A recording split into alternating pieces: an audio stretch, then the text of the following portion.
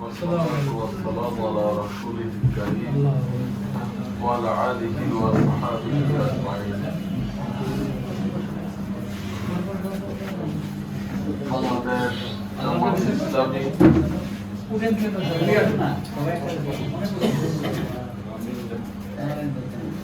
খিলগাঁও উত্তর থানা ৩ নম্বর ওয়ার্ড পশ্চিম কর্তৃক আয়োজিত আজকের এই পুনর্মিলনী অনুষ্ঠানে সম্মানিত সভাপতি, অত্র ওয়ার্ডের সম্মানিত সভাপতি,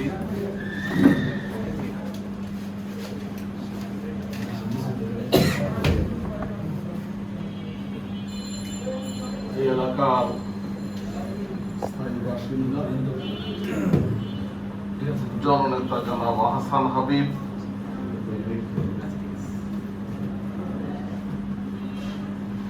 উপস্থিত আছেন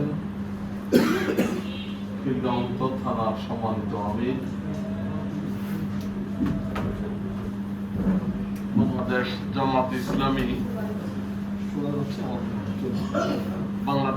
জামাত ইসলামী মহানগরী দক্ষিণের মজলিস শুরার অন্যতম সদস্য জননেতা জনাব নাসির উদ্দিন, উপস্থিত আছেন অত্র থানার সম্মানিত নায়েবে আমির জননেতা জনাব জুলফিকার আলী ভাই, উপস্থিত আছেন অত্র থানার কর্ম পরিষদের অন্যতম সদস্য জামাত মনোনীত ৩ নম্বর ওয়ার্ডের কাউন্সিলর প্রার্থী শহীদুল ইসলাম, এলাকার গণ্যমান্য ব্যক্তিবর্গ, সমবেত দিনী ভাই সব, আসসালামু আলাইকুম ওয়া রাহমাতুল্লাহি ওয়া বারাকাতুহু।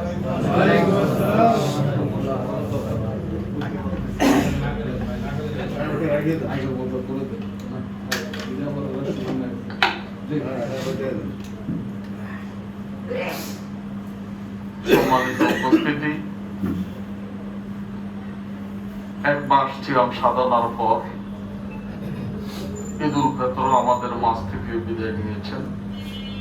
আজকে স্থানীয় সংগঠন এই ঈদ পুনর্মিলনীর আয়োজন করেছেন, এজন্য ওনাদেরকে আমরা আন্তরিক কৃতজ্ঞতা এবং মোবারকবাদ জানাই। আপনারা যারা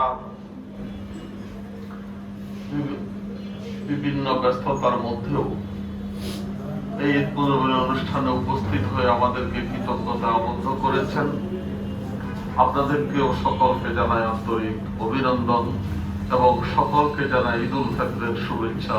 ঈদ মোবারক, ঈদ মোবারক, ঈদ মোবারক। প্রিয় ভাইরা আমার, যেহেতু পরিচয় বলা হচ্ছিল যে আমি এখানে সংসদ সদস্য প্রার্থী ছিলাম, বাংলাদেশ জামাত ইসলামী মনোনীত আমি সংসদ সদস্য প্রার্থী। আমাদের নাসির ভাই আমার বিশেষ সহকারী হিসাবে অফিসের দায়িত্বশীল হিসাবে কাজ করেছেন এবং তিনি আমাদের নমিনেশন ব্যাপারটা নিয়ে এসেছেন। বাংলাদেশ জামাত ইসলামী আমাদেরকে মনোনয়ন দিয়েছিলেন এখানে।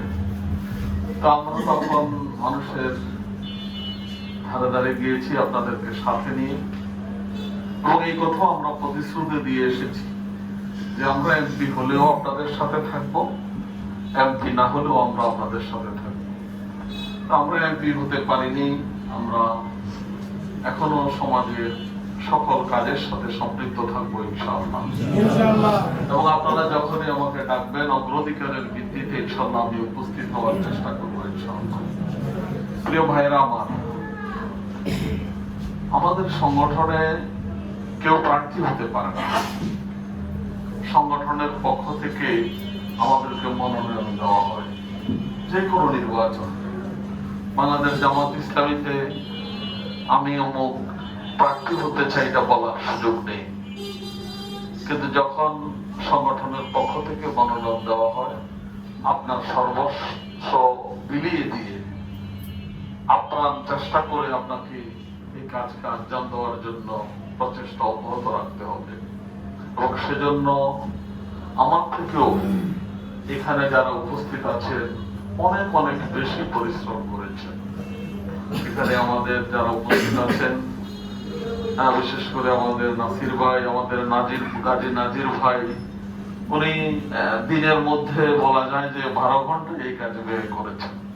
তো উনি মিছিলে কম গিয়েছেন, কিন্তু এই কাজে ব্যয় করেছেন এবং অনেক অনেক ফটো নিয়ে কাস্ট করেছেন, ঠিক করেছেন। এবং এটা আগামীতেও আমাদের যে কোনো নির্বাচনে এই ধরনের ভূমিকা আমরা রাখবো ইনশাআল্লাহ। কি বলেন প্রিয় ভাইরা আমার? ঈদ উল ফিতর আমাদের মাঝে বছরের পর একবার ফিরে আসে। মুসলমানদের জন্য বিশেষ করে দুইটি দিন হচ্ছে আনন্দের দিন, উৎসবের দিন। একটি হচ্ছে ঈদ উল ফিতর, আরেকটি হচ্ছে ঈদ উল আযহা। এই আজকের এই পুনর্মিলনী যেমনি ভাবে আমাদের জন্য আনন্দের, ঠিক তেমনি ভাবে এর মাধ্যমে আমরা যারা পূর্ব থেকে পরস্পরের সাথে পরিচিত, ভ্রাতৃত্ব, ভালোবাসা, সৌহার্দ্যপূর্ণ সম্পর্কের মাধ্যমে আমরা এই আন্দোলনের সাথে এই সমাজে এই এলাকায় বসবাস করি। এই পুনর্মিলনীর মাধ্যমে সেই সম্পর্ক, সেই ভালোবাসা আরো শানিত হবে। আজকের এই মিলন মেলার মাধ্যমে পরস্পরের মধ্যে আমাদের আরো ভ্রাতৃত্ব, ভালোবাসা বৃদ্ধি পাবে। কি বলেন?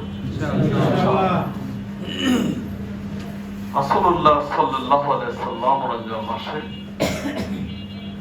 যখন জুমার খুতবা দেওয়ার জন্য সিঁড়িতে পা দিচ্ছিলেন, প্রথম সিঁড়িতে পা দিতে গিয়ে তিনি জোরে উচ্চারণ করলেন আমিন।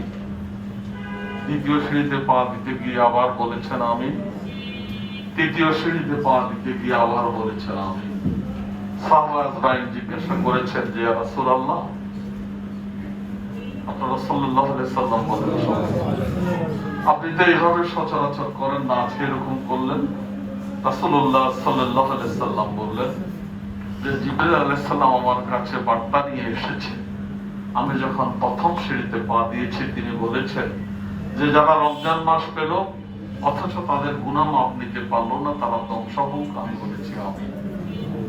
দ্বিতীয় সিঁড়িতে পা দেওয়ার পর জিবরাইল আলাইহিস সালাম বলেছেন যারা রাসূলুল্লাহ সাল্লাল্লাহু আলাইহি সাল্লামের নাম শোনার পর সাল্লাল্লাহু আলাইহি সাল্লামের দরুদ শরীফটি উচ্চারণ করেন না, তারাও ধ্বংস হোক। আমি বলেছি আমিন। তৃতীয় শ্রেণীতে পা দেওয়ার পর তিনি বলেছেন যারা যাদের জীবদ্দশাতে তাদের পিতামাতাকে পেল অথবা তাদের দুইজনের যে কোনো একজনকে পেল আর তাদেরকে সন্তুষ্ট করতে পারলো না, সেই ব্যক্তি ধ্বংস হোক। আমি বলেছি আমিন। রমজান আমাদের কাছ থেকে বিদায় নিয়ে গেছেন। রাসূলুল্লাহ সাল্লাল্লাহু আলাইহি ওয়াসাল্লামের হাদিস আমাদের সামনে আছে। আল্লাহ রাব্বুল আলামিন আমাদেরকে সেভাবে আগামী রমজান পালনের জন্য প্রস্তুতি নেওয়ার তৌফিক দান করুন। এই ঈদের খুশির দিন অদ্দজাহানের খলিফা, অদ্দজাহানের বাদশাহ হযরত ওমর ফারুক রাদিয়াল্লাহু আনহু সকলেই যখন ঈদের জামাতে হাজির, খলিফাতুল মুসলিমিনকে দেখা যাচ্ছে না, খুঁজে পাওয়া যাচ্ছে না, তখন সবাই ওনার সন্ধানে গেলেন, খোঁজ করতে গেলেন। দেখলেন যে তিনি মাটিতে গড়াগড়ি দিয়ে কাঁদছেন। সবাই বললেন আমিরুল মুমিনিন, আমরা আপনার জন্য অপেক্ষা আছি, ঈদের জামাত হবে। বললেন যে আমি তো এখনো নিশ্চিত হতে পারিনি, আমার কাছে তো কোনো সংবাদ আসেনি যে আমি আমার জীবনের গুণাগুলো মাপ নিতে পেরেছি কি না।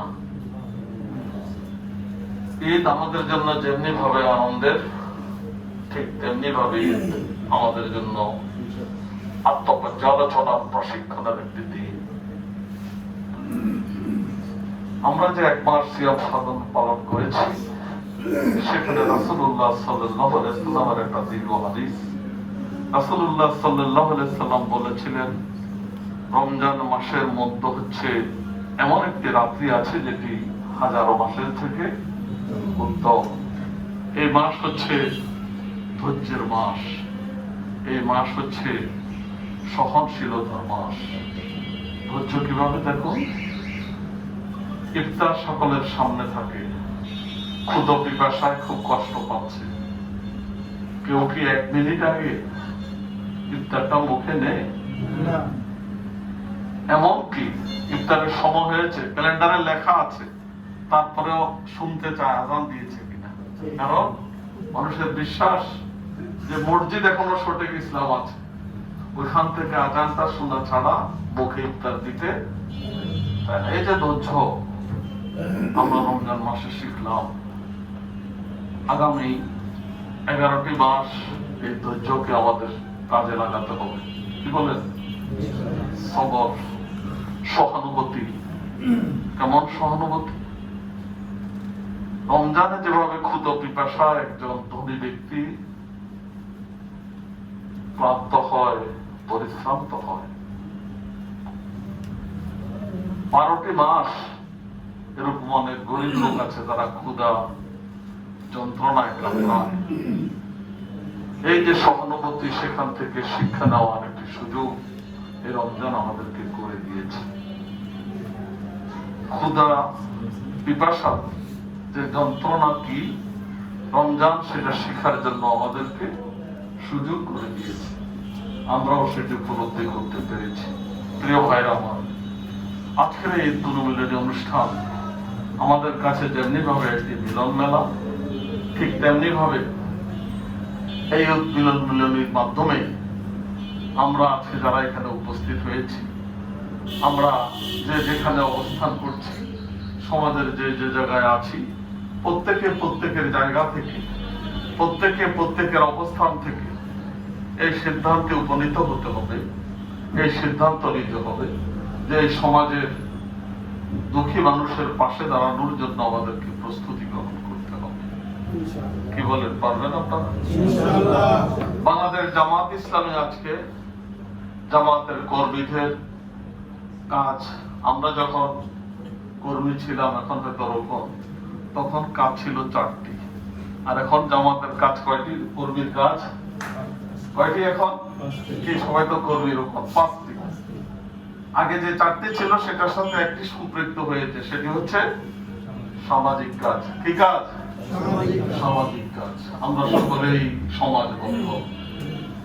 আমি বলেছি যে এখানে উপস্থিত সকলের সমাজের গণ্যমান্য ব্যক্তিবর্গ, এই সমাজের উন্নয়নে, এই সমাজের সমস্যার সমাধানে, এই সমাজের লোকের আপত্তি বিনতি শোনার জন্য আমাদেরকে দায়িত্ব নিতে হবে। আজকের এই পুনর্মিলনী থেকে যদি আমরা এই শিক্ষা নিতে পারি, তাহলে এই পুনর্মিলনী সার্থক হবে ইনশাআল্লাহ। কি বলেন, পারবো আমরা? আলহামদুলিল্লাহ। আমরা তো এখানে বিজয়ী হয়ে নাই, বাংলাদেশ জামাত ইসলামী সরকার গঠন করে নাই, কিন্তু এর পরেও এই জায়গা থেকে শুরু করে সমগ্র বাংলাদেশে বাংলাদেশ জামাত ইসলামীর পক্ষ থেকে আমাদের নেতা কর্মীরা চেষ্টা করেছে অসহায় মানুষের পাশে দাঁড়ানোর জন্য, ঈদের আনন্দকে ভাগাভাগি করে নেওয়ার জন্য, প্রত্যেকের ঘরে ঈদের আনন্দ পৌঁছে দেওয়ার জন্য সে চেষ্টা করেছে। ওনারা ফুড প্যাকেটের ব্যবস্থা করেছে, ইফতার মাহফিলের ব্যবস্থা করেছে, বিভিন্ন ভাবে হত দরিদ্র অসহায় মানুষের পাশে দাঁড়ানোর চেষ্টা করেছে। এবং এই চেষ্টা আমাদের নিত্য নৈমিত্তিক কাজ, প্রতিদিনের কাজ, প্রতিদিনের রুটিন ওয়ার্ক, এটি আমাদেরকে অব্যাহত রাখতে হবে। এই কাজ আমাদেরকে চালিয়ে যেতে হবে ইনশাআল্লাহ। প্রিয় ভাই সব, এই যে ঈদ আমাদের কাছ থেকে বিদায় নিল, আজকে এই পুনর্মিলনীতে আমরা অংশগ্রহণ করলাম।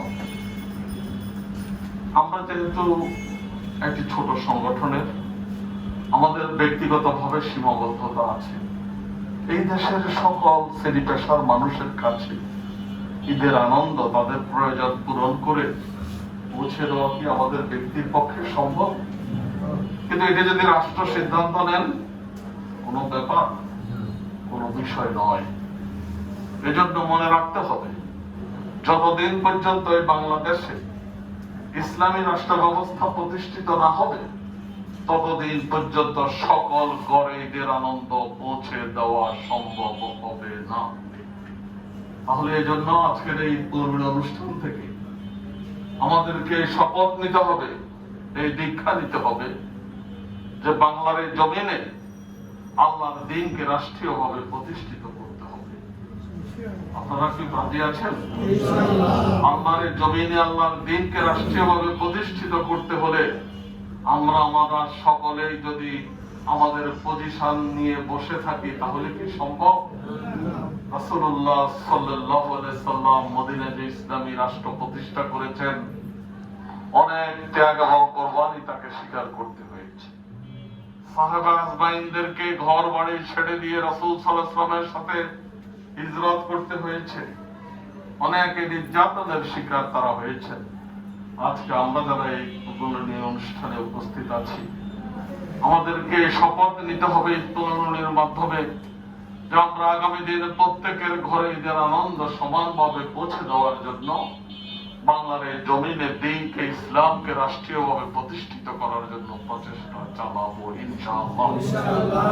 এবং এটি আমাদের ব্যক্তির কোন শখের কাজ নয়, এটি আমাদের পছন্দ হলে আমরা করব, অপছন্দ হলে করব না, এরকম কোনো কাজ নয়। এই কাজ করার জন্য মহান রব্বুল আলামিন আমাদেরকে নির্দেশ দিয়েছেন পবিত্র কালামে হাকিমে।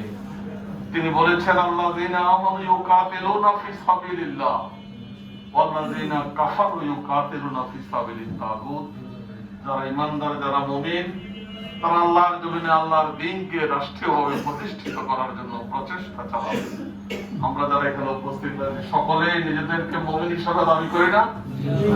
আল্লাহর প্রিয় বান্দা হিসেবে দাবি করি এবং রাসূলুল্লাহ সাল্লাল্লাহু আলাইহি সাল্লামের উম্মত হিসেবে দাবি করি। তাই আমাদের দায়িত্ব হচ্ছে আল্লাহ রাব্বুল আলামিনের পক্ষ থেকে এই জমিনের দ্বীনকে ইসলামকে রাষ্ট্রীয়ভাবে প্রতিষ্ঠিত করা। তাই প্রিয় ভাইরা আমার, আসুন আজকের এই উদ্বোধনী অনুষ্ঠানে আমরা এই শপথ গ্রহণ করি যে আমাদের প্রিয় জন্মভূমি বাংলাদেশকে সঠিক ঠিকানায় পৌঁছে দেওয়ার জন্য আমরা এই জমিনের দ্বীনকে ইসলামকে রাষ্ট্রীয়ভাবে প্রতিষ্ঠিত করার জন্য আমাদের যার যতটুকু সুযোগ আছে, যোগ্যতা আছে, যার যতটুকু অবকাশ আছে, সবটাকে কাজে লাগে আমরা প্রচেষ্টা চালিয়ে যাবো ইনশাআল্লাহ। আল্লাহ রাব্বুল আলামিন আমাদেরকে এই শপথের উপরে টিকে থাকার তৌফিক দান করুন। সর্বশেষ মহান রব্বুল আলামিনের কাছে প্রার্থনা করি, আজকের এই উদ্বোধনী অনুষ্ঠানে আমরা যারা উপস্থিত আছি, আমাদের মধ্যে যে ভ্রাতৃত্ব, ভালোবাসা, সৌহার্দ্যপূর্ণ সম্পর্ক আছে, রব্বুল আলামিন তা সেটাকে আরো চিরস্থায়ী করে দিন। আমাদের সকলকে রব্বুল আলামিন আপনি দ্বীনের জন্য, ইসলামের জন্য কবুল এবং মঞ্জুর করুন এবং আমিন তো আমাদেরকে দ্বীনের পথে, ইসলামের পথে টিকে থাকার তৌফিক দান করুন। এই কামনা বাসনা পেশ করে আবারও আপনাদেরকে আন্তরিক ধন্যবাদ এবং মোবারকবাদ জানিয়ে আমার বক্তব্য শেষ করছি। আসসালামু আলাইকুম ওয়া রাহমাতুল্লাহি ওয়া বারাকাতুহু।